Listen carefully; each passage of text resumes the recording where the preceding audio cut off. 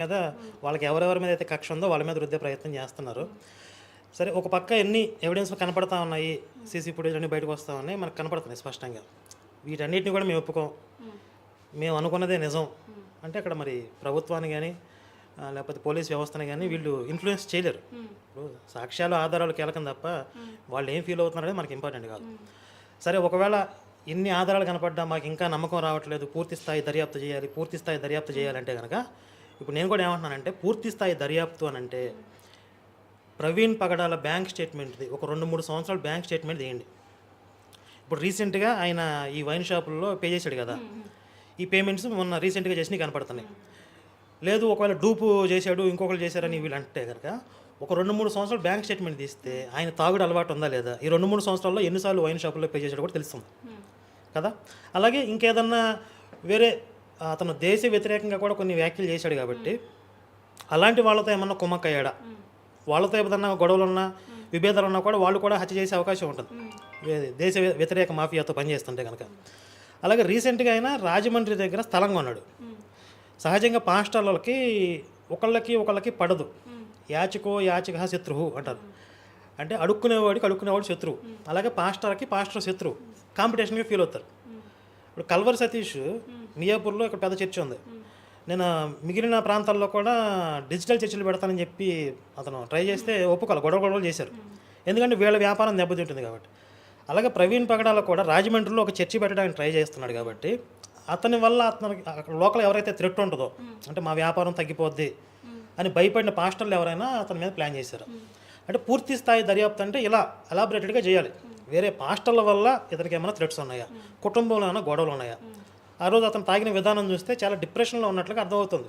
ఇంట్లో ఏదైనా గొడవలు పడి ఎప్పటి నుంచో ఉన్న సమస్యలు తీరక బాగా నష్టపోయి ఫైనాన్షియల్గా ఏమైనా వ్యాపారంలో నష్టపోయాడా తెలియదు కదా. ఇవన్నీ కూడా పూర్తి స్థాయిలో దర్యాప్తు చేసి కుటుంబం తరపు నుంచి ఏమైనా సమస్యలు ఉన్నాయా, పాస్టర్ల తరపు నుంచి ఏమైనా కుట్రలు ఉన్నాయా, ఇతను వేరే వ్యవస్థతో డ్రగ్ మాఫియాతో కానీ ఇతను డ్రగ్స్ తీసుకునేవాడిని అని చెప్పి తనే చెప్పాడు. ఇప్పుడు మేమేంటంటే కొన్ని లిమిట్స్ పాటిస్తున్నాం. చనిపోయాడు కాబట్టి అతను మాట్లాడిన కొన్ని వీడియోలు ఇప్పుడు మేము ప్లే చేస్తే అతని వైపు పాజిటివ్గా ఎవరైతే ఒక నెరేటివ్ బిల్డ్ చేస్తున్నారో, మహోన్నతుడు గొప్పవాడు అని చెప్పి, సంఘ సంస్కర్త అని చెప్పి, అతని క్యారెక్టర్ అంత ఉన్నతంగా ఏమి ఉండదు. ఎప్పుడు దేవుళ్ళని తిట్టడం, హిందుత్వం తిట్టడం, ఇదే అతని క్యారెక్టర్. అవన్నీ ఇప్పుడు మేము తీసి ప్లే చేస్తే చనిపోయిన వ్యక్తి గురించి ఇలా మాట్లాడతారా అని అంటారు. సరే, మేము కొన్ని లిమిట్స్ పాటించి వ్యక్తిగతంగా అతను ఏంటనేది చూపించకుండా అతను అసలు ప్రమాదమా హత్య అనే విషయం మీద మేము మాట్లాడుతున్నాం. కానీ ఎంతసేపు కూడా మా మీద రుద్దే ప్రయత్నం చేస్తున్నారు కాబట్టి ఇవి మా డిమాండ్స్. 2-3 సంవత్సరాలు బ్యాంక్ స్టేట్మెంట్ తీయండి, ఎవరెవరితో గొడవలు ఉన్నాయో తేల్చండి, ఫ్యామిలీలో ఏమైనా విభేదాలు ఉన్నాయో ఎవరు తేల్చండి. అప్పుడు సమగ్ర దర్యాప్తు చేస్తే కానీ అన్ని వివరాలు కూడా బయటకు వస్తాయి. అంటే ఇదంతా పక్కన పెడితే ఒకవైపు ఆయన వెళ్ళిన వైన్ షాప్ల దగ్గర కొన్ని సీసీ కెమెరాలు అనేవి, సీసీ ఫుటేజ్ అని కూడా బయటకు వచ్చింది. అందులో ఎల్బీ నగర్లో ఆయన వైన్స్ ఉన్నట్టు కూడా వచ్చింది. సో ఆ వైన్స్కి సంబంధించింది మీది కూడా ఒక ఫుటేజ్ వైరల్గా మారింది. మీదే ఒకసారి చూడండి. ఇక్కడ ఈ వీడియోలో ఉంది కర్ణాకర్ అని అంటున్నారు. ముఖ్యంగా ఆయన అక్కడ కొన్నాక బయటకు వెళ్ళి ఒక ఆయన ఫోటో తీశారు. సో ఆ ఫోటో తీసింది మీరే అని ఒకటి వైరల్గా మారింది సోషల్ మీడియాలో. ఏంటి మీరేనా ఈ వీడియోలో ఉన్నది? ఈ రౌండ్లో ఈ సర్కిల్లో ఉన్న వ్యక్తి మీకు అనిపిస్తుందా నేనే అని? మీరు చెప్పాలి. అది అంత సన్నగా అంత హైట్ ఉన్నాడు కదా. ఓకే, సరే, ఫుల్ ఫుటేజ్ తీసుకురండి. ఒకవేళ నేనే అయితే కనుక ఇంకా రకరకాల యాంగిల్స్లో చూస్తే అర్థమైపోతుంది. ఎల్బీ నగర్ వైన్స్కి వెళ్ళారా మీరేమైనా? అంటే ఎల్బీ నగర్ వైన్స్ దగ్గరది ఫుటేజ్. ఎల్బీ నగరే కాదు, ఏ వైన్స్కి వెళ్ళలేదమ్మా. రోజు నేను ఎక్కడున్నా కూడా నాకు గుర్తులేదు. సరే, నేను చూసి చెప్తానులే. అతను ఇక్కడ ఏదో ఫోటో తీస్తున్నాడు. ఏ వై ఫోటో తీశాడు? లోపలికి ఆయన వెళ్ళారు, ప్రవీణ్ గారు ఉన్నారు. ప్రవీణ్ గారు ఉన్నప్పుడు ఈయన బయటకు వచ్చి ఫోటో తీశారు. ఆ ఫోటో అతను దేని ఫోటో తీసినా మనకు తెలియదు అక్కడ. ఒకవేళ ప్రవీణ్నే ఫోటో తీసాడు అనుకుందాం, దానివల్ల ఏంటి ఉపయోగం, ఏంటి యూజ్ ఏంటి? ఇప్పుడు ఒకవేళ ప్లాన్ చేసి పంపించాడు అనుకుంటే లోపల సీసీ కెమెరా రకరకాల యాంగిల్స్లో ఉంటాయి కదా, ఆ ఫోటో సరిపోతుంది. ఇతను ఇలా ఫోటో అతను ఏం కనపడిందో ఏం ఫోటో తీసుకున్నాడు. ఇప్పుడు ఆ సర్కిల్ వేసి ప్రవీణ్ వచ్చాడని చెప్పడానికి సీసీ కెమెరాలు ఉన్నాయి కదా లోపల, అవి సరిపోతాయి కదా. ఇతను తీసిన ఫోటో ఎక్కడ వాడారా? పోనీ ఈ యాంగిల్లో తీసాడు ఫోటో అనుకుందాం, ఆ ఫోటో ఎక్కడ వాడారా? అక్కడ ఏం కనపడింది ఎందుకు తీసాడో మనకు తెలియదు. అవన్నీ అక్కడ పోలీసులు ఎంక్వైరీ చేస్తే కనుక, అంటే బయట కూడా కెమెరాలు పరిశీలిస్తే అర్థమయ్యేది ఏం ఫోటో తీసాడో ఎందుకు తీసాడో. ఇప్పుడు ఇదొక్కటే కాదు, ఇంకొన్ని ఫేక్ వీడియోలు కూడా సర్క్యులేట్ చేశారు వీళ్ళు. ఎక్కడో నార్త్ సైడ్ జరిగినటువంటి ఒక ఇన్సిడెంట్ తీసుకొచ్చి, రోడ్డు పక్కన జరుగుతున్న ఒక ఇన్సిడెంట్ తీసుకొచ్చి ఇది ప్రవీణ్ పగడాలను చంపుతున్నారు అని క్రియేట్ చేసి వదిలారు. దానికి ఒక జాలి గొలిపే బీజిఎం వేసి ఒక యేసు సాంగ్ వేసి ఇదంతా ఎవరు క్రియేట్ చేస్తున్నారు అసలు? ఒక వ్యక్తి అయితే చేయలేడు కదా, ఒక టీం వర్క్ నడుస్తుంది. డే 1 నుంచి వాళ్ళ బెదిరింపులు, వాళ్ళ వార్నింగ్స్ చూస్తే హిందువులను ఓచకోతకు వస్తామని ఒకడు, గవర్నమెంట్ మీద రుద్దేయాలని ఒకడు, వెనకాల ఒక పెద్ద మాఫియా పనిచేస్తుంది అనేది డే 1 నుంచి అందరికి అర్థమవుతుంది. ఇంకొకళ్ళు ఏమంటారు, పోస్ట్ మార్టం చేయకుండా మీ భర్త బాడీని తీసుకెళ్ళిపోండి అని చెప్పి వాళ్ళ కుటుంబాన్ని బెదిరించారని చెప్పి కూడా ప్రచారం చేశారు. కానీ వాస్తవం ఏంటి, వాళ్ళ వైఫే వద్దన్నారు. పోస్ట్ మార్టం వద్దు, మేము తీసుకెళ్ళిపోతామంటే ఇది సస్పెక్ట్ కేసు కింద నమోదైంది కాబట్టి వివరాలు తెలియాలని చెప్పి తప్పనిసరిగా పోస్ట్ మార్టం చేశారు. అంటే లోపల జరుగుతున్నది ఒకటి, బయట ప్రచారం అవుతున్నది ఒకటి. ఇలా ఎన్నో మార్ఫింగ్ వీడియోస్ ప్రచారం చేస్తున్నారు. అంటే మీరు మార్ఫింగ్ వీడియోస్ అంటున్నారు, కానీ క్రైస్తవ సంఘాలు మాత్రం ఓవరాల్గా సీసీటీవీ ఫుటేజే మార్ఫింగ్ అంటున్నారు. మొత్తం ఫేక్ కావాలని టార్గెట్ చేసి పోలీసులు తెలుస్తారుగా. ఇప్పుడు పోలీసులకి అబద్ధం చెప్పాల్సిన అవసరం లేదు, దొంగలనో హంతకులనో వాళ్ళు వెనకేసుకు రావాల్సిన అవసరం లేదు. పోలీస్ డిపార్ట్మెంట్ అంతా కూడా దీని మీద పనిచేస్తుంది కదా. ఒకవేళ ఇందులో ఏదైనా లోపం ఉంటే రేపొద్దున కోర్టుకి వెళ్తే కూడా పోలీస్ డిపార్ట్మెంట్ ఆన్సరబుల్, వాళ్ళు కోర్టులో నుంచి సంజయ్ ఇచ్చుకోవాలి. కాబట్టి వాళ్ళు ఏమి ఇంటెన్షనల్గా తప్పు చేసే ప్రయత్నం వాళ్ళు చేయరు, ఉన్న ఆధారాలను వాళ్ళు బయట పెడతారు. కాబట్టి పోలీస్ ప్రెస్ మీట్లో ఏవి ఫేక్ వీడియోస్, ఏవి ఒరిజినల్ వీడియోస్ అని చెప్పి వాళ్ళు తెలుస్తారు. త్వరలో వాళ్ళు ప్రెస్ మీట్ పెడితే కనుక వీళ్ళ మీద క్లారిటీ వస్తుంది.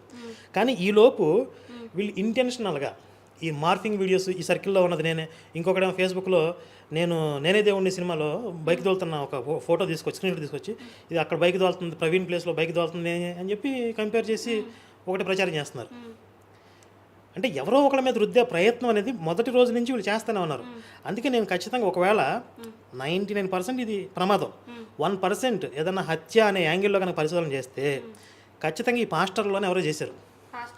కానీ మీరు ఇందాక మాట్లాడేటప్పుడు కల్వర్ సంతోష్ గురించి మాట్లాడారు, కానీ సతీష్ గురించి మాట్లాడారు. ఆయన చాలామంది దూరం నుంచి ఎంతోమంది చూడడానికి వచ్చారు, కానీ ఆ రోజు సతీష్ రాలేదు, ఏంటంటారు?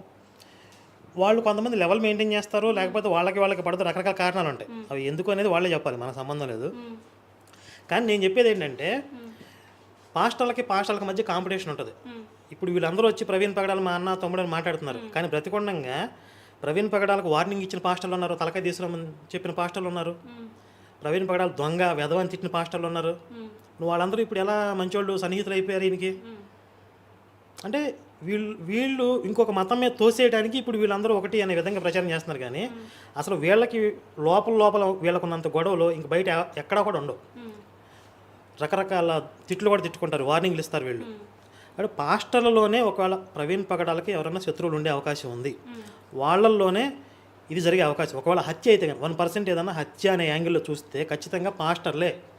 వీళ్ళు ఇప్పుడు వీళ్ళ స్వలాభం కోసం ఏదైతే కొంతమంది వ్యక్తుల మీద రుద్దాలని ప్రయత్నం చేస్తున్నారు, ఒక మతం మీదకి కొంతమంది గొర్రెల్ని, అదే మా భాషలో గొర్రెలు, వాళ్ళ భాషలో విశ్వాసులు, బైబిలే చెప్తుంది గొర్రెలు అని చెప్పి, అదే తప్పు పదం కాదు.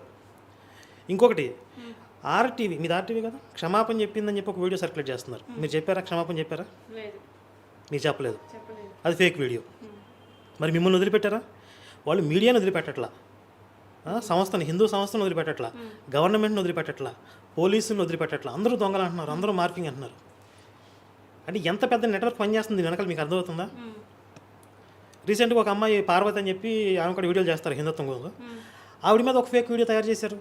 పగడాలు పగిలిందని చెప్పి ఏదో పాట పాడినట్టుగా అది పాడింది. ఎప్పుడు ఒక నెల క్రితం, 1-2 నెలల క్రితం అతను హిందుత్వం గురించి క్రిటిసైజ్ చేస్తుంటే నేను కౌంటర్స్ ఇస్తే, నీకు కరుణాకర్ గారు నీకు బాగా కౌంటర్స్ ఇచ్చారు, ఇప్పుడు పగిలిందా నీకు అని మాటలు తీసుకొచ్చి చచ్చిపోయిన తర్వాత వెటకారం చేస్తుందని చెప్పి ప్రచారం చేశారు. తర్వాత కొంతమంది ఎవరైతే ప్రచారం చేశారో ఆ పాస్టర్ క్షమాపణ చెప్పారు. పదుల సంఖ్యలో మార్ఫింగ్ వీడియోలు ప్రచారం చేసి జనాలు ఎమోషన్స్ రెచ్చగొడుతున్నారు అంటే ఖచ్చితంగా దీని వెనకాల ఒక పెద్ద మాఫియా పనిచేస్తుంది అనేది మనందరికీ అర్థమవుతుంది. ఇక్కడ పాస్టర్లు ఇందులో భాగం, కొంతమంది రాజకీయ నాయకులు కూడా కలిశారు. అంటే ఇప్పుడు ప్రభుత్వాన్ని టార్గెట్ చేయాల్సిన లక్ష్యాలు కొంతమందికి ఉంటాయి కదా, ప్రభుత్వానికి ప్రత్యర్థులుగా రాజకీయ నాయకులు, అలాగే పాస్టర్లలో కొంతమంది ఎవరైతే హిందుత్వాన్ని టార్గెట్ చేయాలి, హిందూ సంస్థలు ఫ్యూచర్లో వీళ్ళు మన మత మార్పిడికి అడ్డం అవుతారు, వీళ్ళని అడ్డం తొలగించేస్తే అనుకోకుండా ఈ అవకాశం వచ్చింది, ఈ మర్డర్ కేసు వాళ్ళ మీద వేసి వాళ్ళని సైలెంట్ చేసేస్తే ఫ్యూచర్లో మనం